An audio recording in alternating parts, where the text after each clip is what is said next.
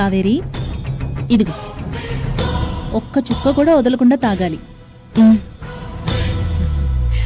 తాగమ్మా. తాగు కావేరి, తాగు బిడ్డ. తాగమ్మా.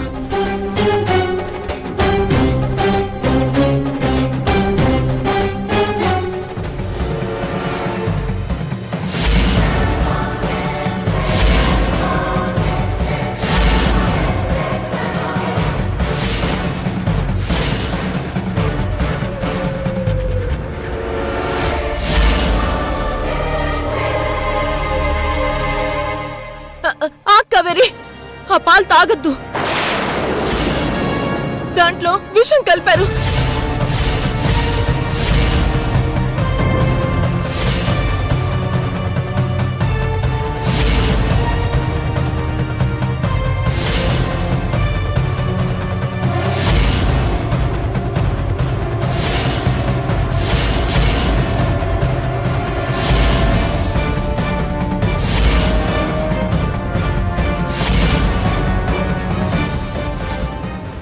ఏం మాట్లాడుతున్నావు కాకి? పాలల్లో విషం కలపడం ఏంటి? అవునండి, ఆ పాలలో సరోజ విషం కలిపింది.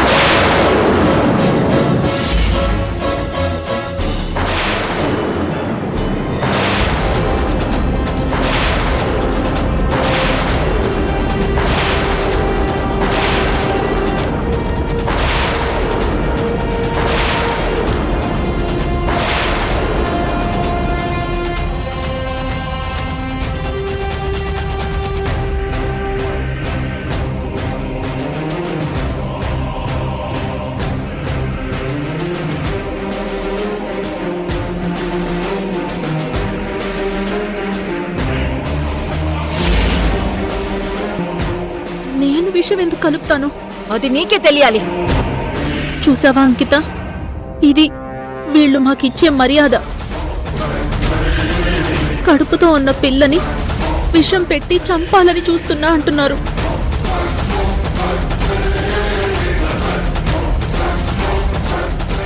ఆంటీ, మా పిన్ని విషం కలపడం మీరు చూసారా? చూశాను. అక్కడే ఆపుదామనుకున్నాను, కానీ ఇలాగే అబద్ధాలు ఆడతారని ఆపలేదు.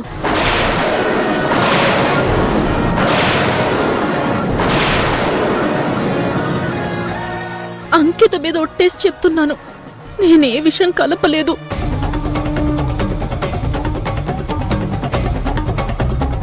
ఆంటీ, ఎందుకు పిల్లల మీద ఒట్టేస్తారు? మరేం చేయమంటావ్?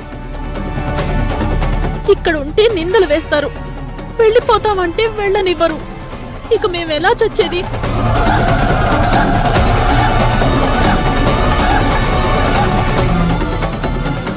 అయినా తప్పంతా నీదేనమ్మా. పాలు వాళ్ళెవరో కలుపుతారు కదా, నువ్వెందుకు తీసుకున్నావు? నా కర్మే. నా కూతురు లాంటిదే అనుకుని చేశాను, దానికి కూడా నిందలేస్తారు అనుకోలేదు.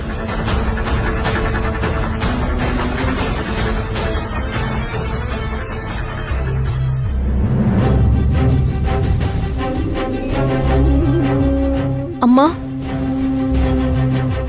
ఏంటమ్మా ఇది? మా వాళ్ళు ఇక్కడ ఉండడం మీకిష్టం లేదా? అంకిత, కోపం తెచ్చుకోకు. ఎక్కడో ఏదో పొరపాటు జరిగింది. ఎక్కడో కాదు, ఈ కాకి దగ్గరే జరిగింది.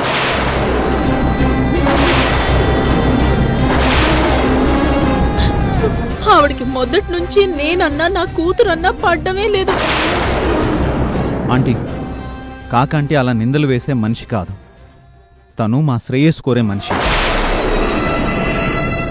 అన్నయ్య, పిన్ని కూడా అలాంటి మనిషి కాదు.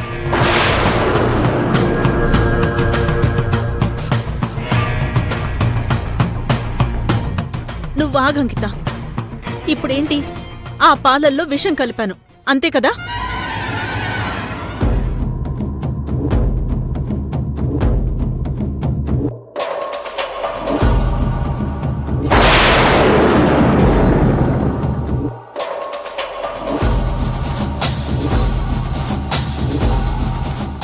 ఈ పాలల్లో విషం కలిపాను అంటున్నారు కదా? మీ కళ్ళ ముందే ఈ పాలు నేనే తాగుతాను.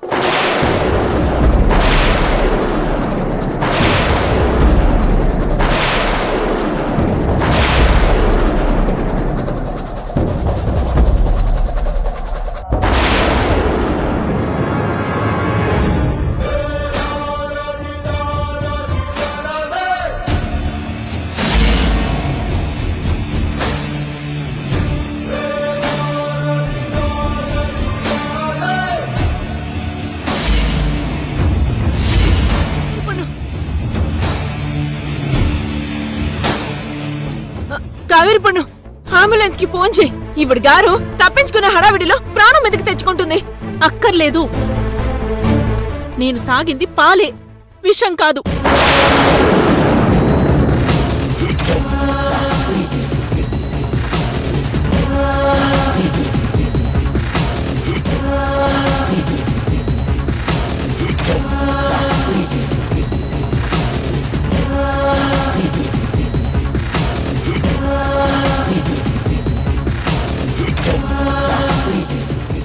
ఇప్పుడు చెప్పండి, నిజంగా పాలల్లో విషం ఉంటే ఈ పాటికి నేను చచ్చిపోవాలి కదా?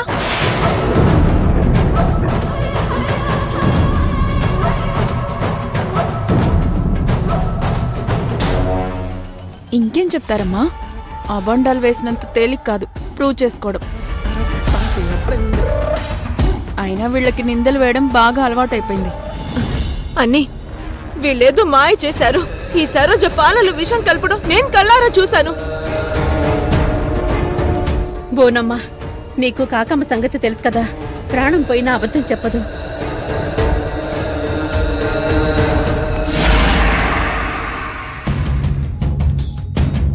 నిజంగా పాలలో విషం కలిపి ఉంటే ఈ పాటికి మా పిన్ని చనిపోయేది కదా.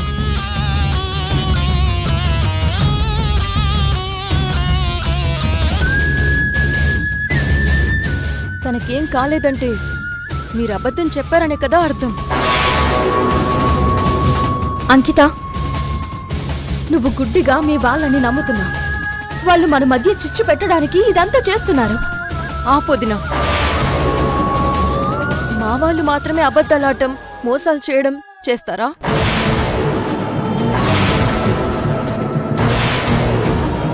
అంకిత, నువ్వు అనవసరంగా ఆవేశపడుతున్నావు. ఆ రోజు గుళ్ళో కూడా నిజం తెలుసుకోకుండా మీ అక్కను సమర్థించావు. రుక్మిణక్క విషయంలో నువ్వు అదే చేశావు, ఇప్పుడు అదే చేస్తున్నావు. అవునంకిత, కాకమ్మ చెప్పింది నిజం. వాళ్ళు నీ దగ్గర అమాయకుల్లా నటిస్తున్నారు.